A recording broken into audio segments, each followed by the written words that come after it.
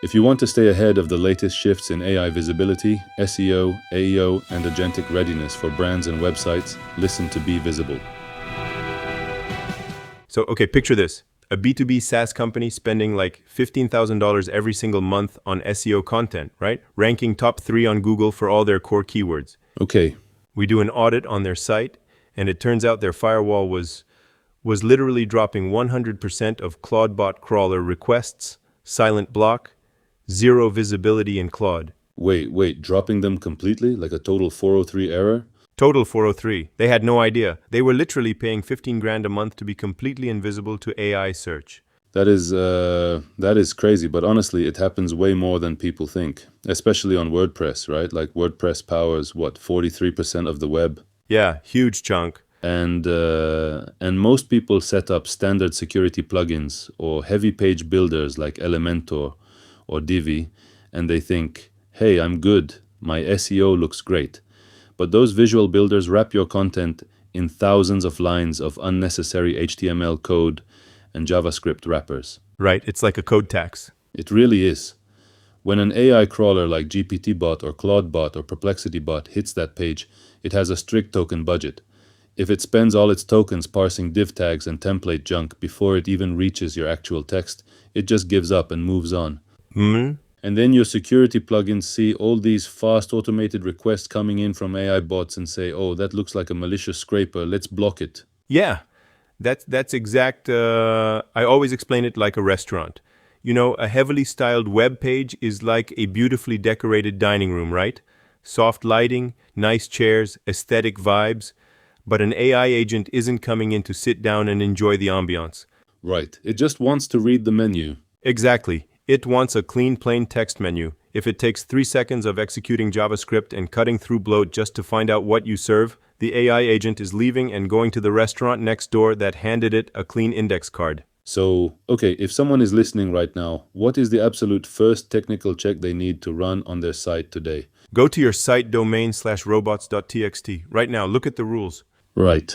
Make sure you are not blocking GPTBot, ClaudeBot, PerplexityBot, or Google Extended. If you see disallow rules for those names, you are quietly erasing your brand from generative search answers. Check robots.txt and then check your security plugin settings to make sure those official bots aren't triggering rate limit blocks. Simple as that. Because, the reality is we aren't just building websites for human eyes anymore. We are in the era of the 3-audience web. The 3-audience web. Break that down. Okay, so audience 1 is humans. Obvious, they want design and story. Audience 2 is machine interpreters like LLMs that need structured data to understand entity facts. And audience 3 is coming fast, autonomous buying agents that evaluate credibility and make automated purchases on behalf of users. So if machine interpreters and buying agents can't read your structure, you don't even get shortlisted. You don't exist to them, and this is where schema markup comes in. I like to think of schema as the official digital ID badge your content wears for AI. Right, because without schema, the model is basically guessing who wrote the piece or what the product actually costs. Exactly. So there are 5 essential GEO schema types every site needs. First, article schema, and make sure it includes date modified, not just date published. Freshness is a huge signal for LLMs. Okay, date modified, got it. Second, person or author schema with credentials, so the model trusts the author's expertise. Third, organization schema. Fourth, how-to schema for tutorials. And fifth, which is basically the goldmine for AI extraction, FAQ schema. FAQ schema is massive. Why is that one such a direct hit for generative search? Because when you format clear question and answer pairs, say 2 to 3 concise sentences per answer using a tool like RankMath or Yoast, you are literally handing the AI a ready-made quote on a silver platter. It can instantly lift that answer and cite your brand as the source. That makes so much sense. It takes away all the friction of summarization. Totally. And then, once you set that up, you stop tracking vanity keyword rankings on page 1 and start measuring your actual AI footprint. Yeah, because rank tracking is kind of obsolete in a world where AI answers are probabilistic, right? Like ChatGPT generates a unique response every time. Right. That's why tools like LLMagnet exist now. LLMagnet helps you understand how large language models read, rank, and connect with your content. It tracks real AI bot traffic to your site, monitors which prompt clusters mention your brand in Gemini or ChatGPT, and even generates an LLMs.txt file. Wait, LLMs.txt, what is that? It's a clean markdown file at the root of your domain that acts like a specialized sitemap specifically structured for AI models, telling them exactly what your company does without any web code noise. Wow, that is so clean. It makes a huge difference.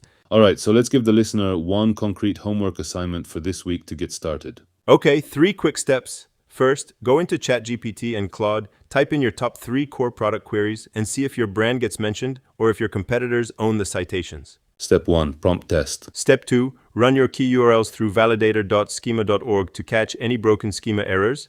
And step 3, pick your top landing page and add 3 to 5 structured Q&A pairs with FAQ schema. That alone can boost your citation chances dramatically. Nice and actionable. Check your robots.txt file, add your FAQ schema, and stop letting clean code bloat hide your site from AI. Good stuff, Ben. Yeah, good chat. Catch you next time. If you want to stay ahead of the latest shifts in AI visibility, SEO, AEO, and agentic readiness for brands and websites, listen to Be Visible.